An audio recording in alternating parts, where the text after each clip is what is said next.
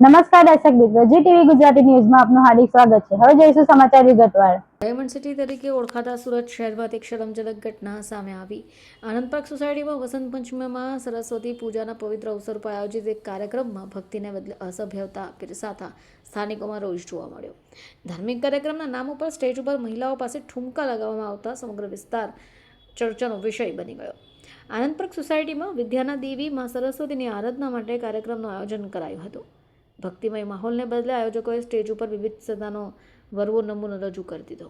જાહેર મંચ પર મહિલાઓ દ્વારા કરાયેલા અસભ્ય ડાન્સ ઠુમકાઓને કારણે ત્યાં હાજર રહેલા મર્યાદિત પરિવારો વડીલો અત્યંત ક્ષોભજનક સ્થિતિમાં મુકાઈ ગયા।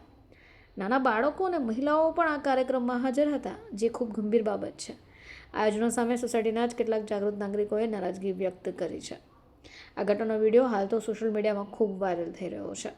હવે જોવાનું છે કે આ મામલે પોલીસ કે સ્થાનિક તંત્ર દ્વારા કાયદેસરની કાર્યવાહી થાય છે કે પછી ભીનું સંકેલી લેવાશે।